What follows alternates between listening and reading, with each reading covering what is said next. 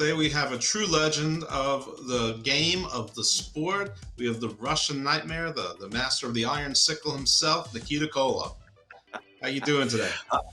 I'm wonderful. Thanks for having me on tonight. It's great. It's always great. It's great to be with you. I'm thrilled. I'm a little bit younger than you, but not that much. And thanks to you, you must be about 40 years old then. Yes, sure.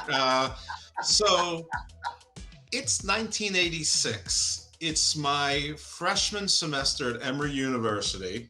One of the other guys on our dorm says, "Hey, you want to go check out some wrestling at the Omni tonight?" I'm like, "Okay." You are in the match. You are either going for or defending the U.S. Heavyweight Championship, and I believe it's against Wahoo McDaniel. It may have been Dusty Rhodes, but I think it was Wahoo. I'm for you because I'm for the heels. I'm also for the big muscle guys because this was to me comic books, you know. Woo-hoo. And I'm going Nikita, and four guys in front of me got up to go. We have belts right here. We can go for them right now. And I'm like, whoa. It's different in the South. Now I did make it out, but being a fan of yours almost cost me my life, sort of. Yeah, there were a few of them out there, but yeah, you had to really be on guard. That's for sure. That is for sure. So I know that you went to high school and you had an enormous amount of pro wrestlers, just like in your immediate vicinity, like in your classmates. Isn't that right? Yeah, it's pretty crazy. I mean, people joke out there. They go, "What was in the water?" I go, "I guess it was the minerals in the water tower in Robbinsdale, Minnesota." Because there was graduating a year ahead of us was Mr. Perfect, Kurt Hennig, Ravishing Rick Rude, Tom Zink, the Z-Man, Brady Boone, and then in my class, myself, John Nord the Berserker, Nord the Barbarian. Oh, yeah. And then followed up by Barry Darso, a.k.a. Crusher Khrushchev, a.k.a. Demolition, as well as many other names he had. Yeah, Repo Man. Yeah, quite a few guys. Very unusual. I mean, to come out of the same high school. I think the next thing closest to that was a lot of guys coming out of West Texas State University. But here again, they're from all different towns. We were from one town. And I guess you played college ball with one of the Road Warriors, and it was I think Animal who got you into wrestling. Yeah, I actually recruited Animal out of high school, New Brighton, Minnesota, Irondale High School, and we became the best of friends, and we played a couple years of ball together. He ended up dropping out. I went on to finish and graduate and finish my college football career. And next thing I know, he's in professional wrestling. And then a couple years later, after graduation, got a random call from him one day, and he laid out a story of a nephew for Ivan Koloff. And as the old cliche goes, I made a 5-minute phone call to Jim Crockett Jr. in the Mid-Atlantic, and the rest was history. And you were a wide receiver, weren't you? I played wide receiver early in high school, and then as I got bigger, I started playing tight end, and actually doubled on defense as defensive end as well, even in college. So I was fortunate to play on both sides of the ball, even in college. And I think I read at some point, I remember that you were going to try out for pro ball, but I think maybe was the USFL still a thing back then? USFL is where I was what I was training for when I got the phone call from Animal, and that was several months off in the future. So I thought I'll give wrestling a shot, and if it doesn't work, I still got the football tryout. But again, the old cliche goes, right? The rest was history. I never looked back. Had you ever met Ivan Koloff before that day? I had not. I had no clue who him, Don Cornotto. I didn't know who most of the guys were. King Kong Bundy, Dusty Rhodes. I mean, I'm like, who? You mentioned Wahoo McDaniel. I mean, I really didn't. I didn't follow it, but the only one I really knew, the main one I knew more than anyone, was Jesse the Body Ventura, because I worked out at his gym in college. Oh, okay. And he's also another Minnesota guy. Another Minnesota guy, a lot of Minnesota guys. Scott Norton. I mean, the list just goes on and on. I mean, of course, Road Warrior Hawk, um, Mike Enos, Wayne Bloom. I mean, there were so many guys that came out of the Minneapolis area. It's crazy. So was it just immediate? They came up with this idea. Did you have any input into it, or they just said, "This is what you're doing"? You're like, okay. Don Kernodle and Sergeant Slaughter are the one who came up with the idea for a nephew for Ivan. And they approached Jim Crockett with the idea. He thought, yeah, if you can find a guy. So Don Kernodle, so first Sergeant Slaughter, Don Kernodle get the credit for the character. And then Don approached Animal and simply asked this question: do you know any big guys who wouldn't mind shaving their head and becoming a Russian? That was the question. And Animal goes, I know the guy right now. So he made a phone call to me, shared with me the story. I made a phone call to Jim Crockett, made sure he understood I had no amateur wrestling background, no professional training, said he was okay with that, gave me a date to be in his office. And I showed up the day he said to be there from a 5-minute phone call, introduced me to Don and Ivan, and it was game on. That's awesome. I remember that in the beginning you didn't really say anything, and then you started speaking in a Russian accent. And then, as I did a little research today, just to sort of supplement my memory, because memory gets faded, even though I'm only 40. You learned Russian? I put a few words together, a few phrases together, learned to count to 10.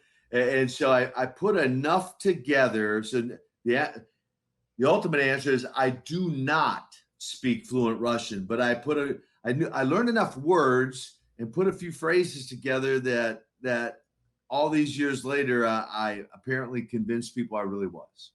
That's just fine. That's the job. That's show business, right? So Yeah. did you learn like the Drago line, "I must break you"? No, I think he learned that from me. I didn't learn that from him, but Fair enough. That makes sense. I tried out for Rocky IV, right? I did not know that. Is that true? So it was Dolph Lundgren, myself, and another wrestler named Kerry Von Erich. The three of us were out for the final readings with Sylvester Stallone. I knew my odds increased when Kerry Von Erich asked me if there were any lines we were supposed to recite or memorize. Okay. And I'm like, Kerry, are you kidding me? They sent it to a month ago. Yeah. So I knew my odds increased by 33% to 50%. According to the director, I nailed the lines, but because of my size compared to Stallone, even for Hollywood, it was just too far-fetched for people to believe that Rocky could come back and beat a guy that was 285 pounds and looked the way I looked. So Therefore, Dolph Lundgren got the role. Yeah, that's terrific. But how did they explain Hogan, the movie earlier? But I guess that was the exhibition, and it was.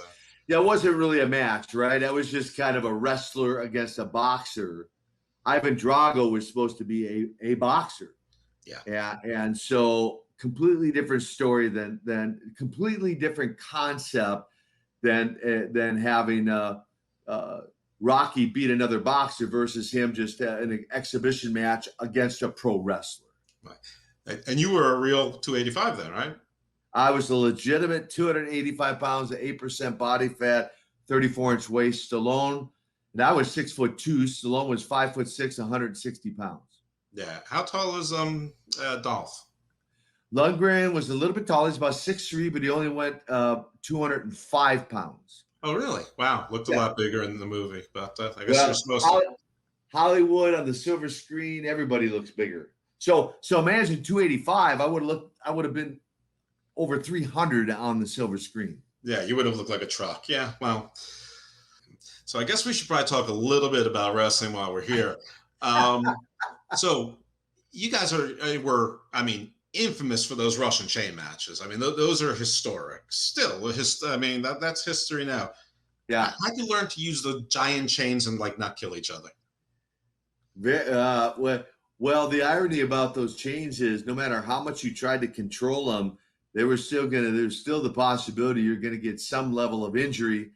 In fact, upon retirement, I had cosmetic surgery on several of my teeth because from wrapping chain, around it, guys' open mouth to, throwing punches because they're real chains, right? So it only has to nick your tooth and it'll chip a tooth in a nanosecond. And so they were more dangerous than people even realized. And we just did our best to not injure a guy, but you never knew. I was in a chain match with Sting in Chicago. I think it was maybe one of the Halloween Havocs or something. I don't know. I don't remember which one, but we were in Chicago. He reminded me of this. In fact, I interviewed him. I have my own podcast called the Man Up Podcast where I interviewed him. I did a 2-part series, and he reminded me of that match in Chicago where I had it wrapped around his neck. I threw him over the top rope, which I often did to illustrate hanging a guy, right? Mm-hmm. And he's dangling and he's kicking, and I'm thinking, wow, he's really selling this, man. The people are really, and I'm not paying attention to him. I'm looking at the people, and how you're supposed to protect yourself was to get your fingers in between your neck and the chain. Well, it was so tight, he never got his fingers between his neck and the chain. And the more he flailed, the more it cinched up. He goes, I was about 10 seconds from passing out, like for real. And I finally released it, let it go. And that's ultimately what saved him. But could have been worse. Well, speaking of Sting, you just saw him recently still doing it. So do you have the extra? You may be going to come out and maybe challenge Sting, go one more match? Kudos to Steve. Steve, my hat's off to you, brother.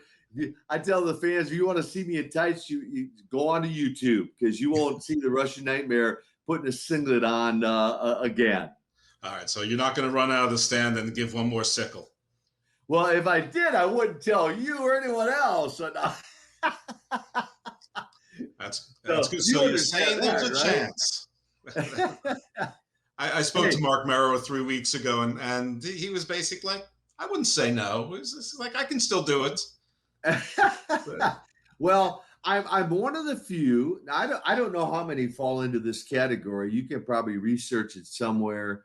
But I think I'm one of the few who retired and actually held true to his word and stayed retired. You might be that, but you're certainly one of the bigger names that did that. That's for sure. Because this year alone, we've seen sort of 3 or 4 unretirements. Even of like Jazz retired then unretired, and Kylie Ray keeps retiring and unretiring. So I don't walk in anybody's shoes. It's just sort of fun to watch. And I guess like I'm one of the few who've never been on WWE's payroll. I guess I'll stay retired so I can be in rare air, Yeah, and actually I looked into that.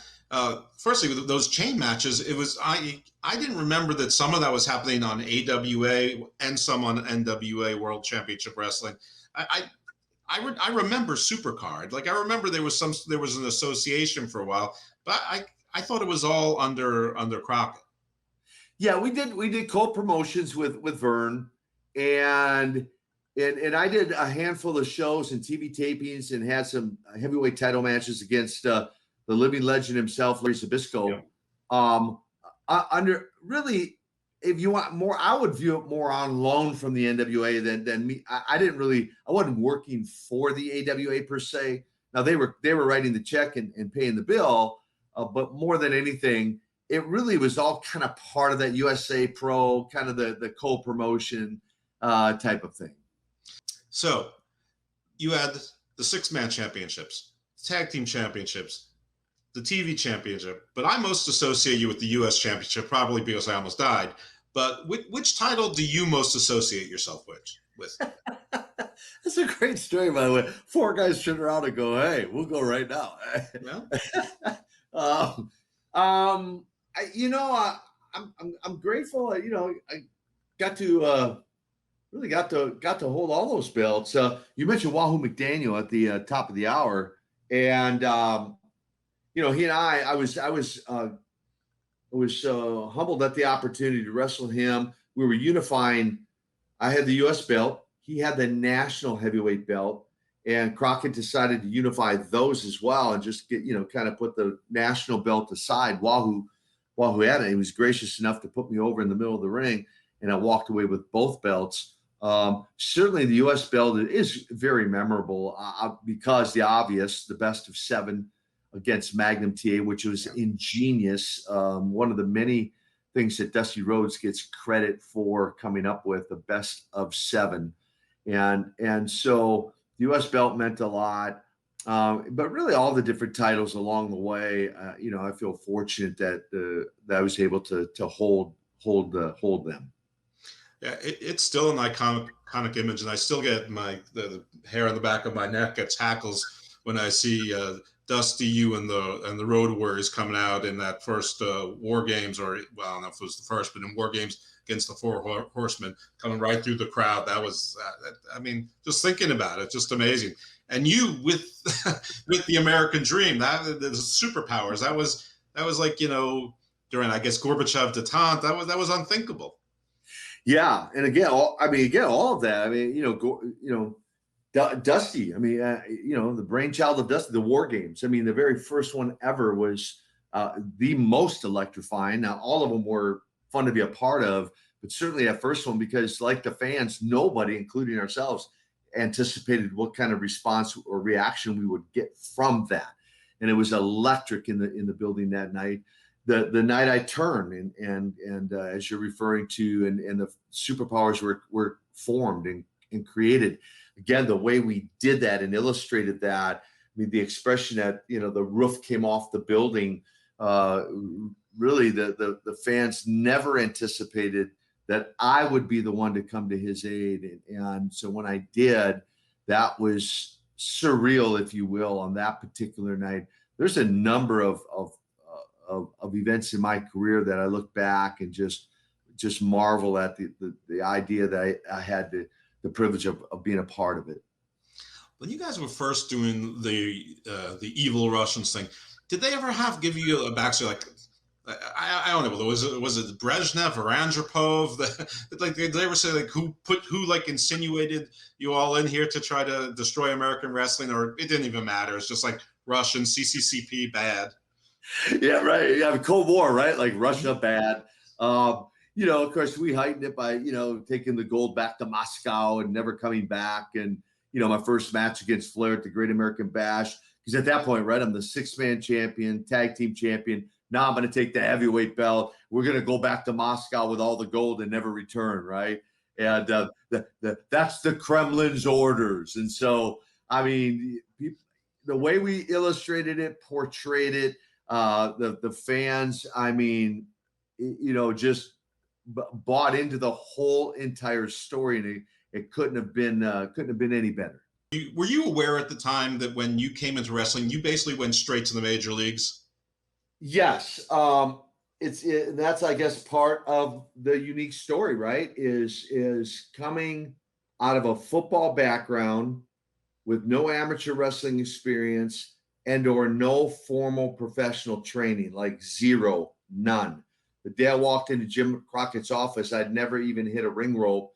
And then to finish that day by him saying, be in Raleigh, North Carolina tomorrow night, you're going to wrestle in the Dorton Arena on television with no experience, was interesting, to say the least. Yeah, and then to have, if you want to say, the meteoric career right out of the gate is thinking back on it, again, surreal is the best word I could come up with. Yeah, basically you one character your entire career that worked the whole time. That's right. Sort of unheard of. Right.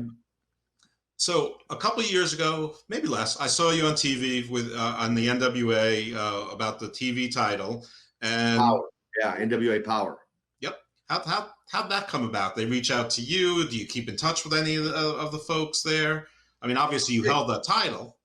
Yep, and that's part of the reason. And even prior to that, yeah. So yes, they did the year. I think the year prior they reinstituted the Crockett Cup Tag Team Tournament. Yep. They wanted to do a redo on that. So Magnum and I were at that pay-per-view event, and they were actually bringing the old gold tag team belts back as well. And so we were there to present the guys, the winners, with the tag team belts and present them with the Crockett Cup. And so when they reinstituted the NWA World TV belt, obviously I held that. And so they wanted me there to be a part of that. And so it was fun. I mean, they were doing it in the studios on 14th and Techwood in Atlanta. I mean, when I walked into those studios, even though it wasn't the exact same one, I mean, 10th and Techwood is where the original TBS studios were that we were doing it. But it brought back so many memories to drive down Techwood Drive, to walk in that studio and get the feel of the old days. And then the fans were so receptive when I came out that night, and I just had so much fun. It was great. And kudos to Billy Corrigan for rebooting the NWA, and my hat's off to them. I think they're doing some great things, and I hope they stick with it the way they're doing it. I know that I saw you recently doing some stuff with Lex, and I know he's also very spiritual. So do you guys do that routinely? Was that a one-off? Do you keep in close touch? We do. It's a little backstory. Last time in the wrestling world, in the wrestling days, for your audience, the last time we saw each other was December 1995 at the Coliseum in Charlotte. So that was the last time we saw each other in those wrestling days. I had a year and a half earlier, about a year, maybe not quite a year and a half earlier, October 1993, 11 months after leaving wrestling under my own terms, walking away under my own terms, I found myself at an altar, surrendering my life to the Lord. I run into them, or really went down to see all the guys at that show. And then he and I didn't see each other for about 11 years. And then in 2006, so fast forward from 1995, 2006, I heard and found out that after his last time in jail, a jail chaplain led him to the foot of the cross, and he gave himself to the Lord. And we would be reunited in Phoenix, Arizona in June of 2006 at a Christian athletes conference. And from that point on, we grew a closer relationship than we ever had in wrestling, and began to mentor him, if you want to say disciple him in ministry. He traveled with me some, shared his story, his testimony, and then ultimately fast forward to 2015, and he lived with me for about 10 months. And out of that birth, the shirt I'm wearing tonight, you see Man Camp. Out of that, we birthed a camp that we do once in the spring and once in the fall in Georgia, Royston, Georgia, and at Camp Little Light. And him and I co-facilitate this camp, Man Camp. And we bring small groups of men together. We pour into them. We equip them to be healthy, physically, emotionally, mentally, spiritually, send them home to be more godly men. And so he and I are talking on a regular basis, and we just have the most amazing time at these camps. That's great. Not that he knows me, but send regards. I was also a very big fan of his. Yeah. Do you keep up with professional wrestling at all these days? I get bits and pieces from people in my travels, and my involvement with the industry centers around autograph signings. I'm doing the new virtual signings now. I've done several of those at this point, in addition to occasionally appearing at a house show to sign autographs. Again, not to get in the ring, but to sign autographs. And so in being around the fans, I pick up bits and pieces about what's going on. But as far as me actively viewing or watching, I don't do that. So I just kind of hear it from the fans. So as far as you're going to tell me tonight, Arn and Tully have nothing to worry about. Well, every good wrestling card at the bottom always gave a disclaimer: card subject to change. So you never know what can happen in a wrestling match or a wrestling show. Who knows? Well, Good. time will tell. Now, I am working with a couple guys. We'll say for the record, I am working with a couple of guys. I actually brought them to Atlanta for when they were doing their Circle Squared show. They wrestled as themselves, but since then, I was really kind of testing them out to see if they had what it took. And since then, I christened them under the Koloff banner as Koloff Dynasty, Alexander and Neil Koloff, carrying on the Koloff legacy. For those wrestling historians, if you go back to the 1930s, there was actually the first Koloff, Dan Koloff from Bulgaria. Following that in the 1960s was Ivan Koloff. In the 1980s, Nikita Koloff. And in this particular decade, the Koloff dynasty. So I christened them with that. And who knows? We'll see. Maybe they'll get a break from one of the bigger organizations and carry on the legacy. We'll see. I think are they the same two gentlemen that you brought to? I think NWA had like a tag team tournament under a different name than Power. That was the Circle Squared show that they were trying to get off the ground. And so I debuted them as a tag team. But they weren't Koloffs yet, right? They were not. They wrestled as themselves. They have very successful careers as themselves. And so we're not trying to, if you go back to Crusher Khrushchev's character, we weren't trying to build him from Russia. We were trying to get heat on him as an American turncoat. Right. And christened him with the name Crusher Khrushchev. Okay. So these guys, we're not trying to convince anybody they're from Russia. We're saying, hey, these guys are good enough to carry on the Koloff name. So I christened them with Alexander and Neil Koloff under the banner Koloff Dynasty as a tag team.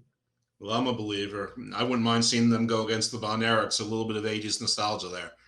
There you go. Von Erichs. Who knows? They could go against it. They actually had a match. We had a fun little match. I went down, stood in their corner against, believe it or not, in December in Georgia, the Rock and Roll Express. How about that? Oh, I believe it. Yeah, those guys. I met Ricky Morton. He's the nicest guy I ever met. But they're still going. Yep, and my guys had a great match with them. The fans were into it. The fans loved it, and we had a great match. And Ricky's working with his son or his nephew or something, so he's got a family legacy also. So yep, little formula there that could work. All right, that sounds good. I have a goofy question. You might not even know the answer, but after the Soviet Union broke up, they billed you from Lithuania. Why Lithuania? So, obviously Moscow, Cold War, Kremlin. That was my idea because when I created when we created the superpowers, I just wanted what you might say a softer approach for the fans as they were supporting me as a partner of Dusty Rhodes. Lithuania sounded better than the Moscow and the Kremlin. And a little side note, what kind of gave me that idea, believe it or not, was Road Warrior Animal's ancestry was from Lithuania. Okay. They were Lithuanian. The name Laurinaitis is Lithuanian. And so kind of to honor him as a best friend back then, and the one who made the phone call to where I got my break into wrestling, I just thought it would be fun. So when you look at even some of the tights, I actually had on the back, that little V shape was the Lithuanian flag colors. Very nice. I know in this past couple of years, you've lost a couple of friends, so condolences for that. We obviously hit fans a different way than it hit you directly. So sorry for that. Yeah, Animal being one unexpectedly, and as was Don Kernodle, and I actually spoke. They asked me. Don had always asked if I would speak at his funeral, and his brother Wally called me, and of course I certainly wanted to honor that request, and Sergeant Slaughter was there as a pallbearer, and I was able to really honor him again for him and Don coming up with the whole idea. I said Nikita Koloff would not even exist were it not for Sergeant Slaughter and Don Kernodle. So it was a real honor to speak at Don's funeral. Do you want to talk a little bit about what you're doing now and let the folks know how they can help out and what kind of work you're doing? Yeah, I mean, the main thing, obviously we're talking about being involved in a number of different things. I do wear a number of different hats. And so it can be a juggling act sometimes, to balance all that out.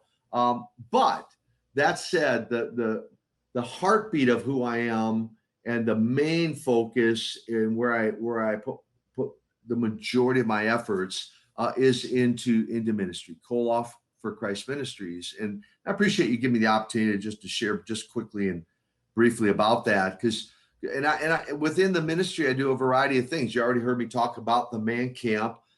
We let that Lex and I co-facilitate. I do a one-day conference called Man Up. We do it in local churches and local communities. And normally I'll do that on a Saturday and stay over and preach on a Sunday in church. And so I have a real heart for men and really just speaking into men's lives. That's why I do so many of these conferences. And then, of course, the camps. Last year, I launched a podcast called the Man Up Podcast. So I do that as well. And that is not a wrestling podcast, right?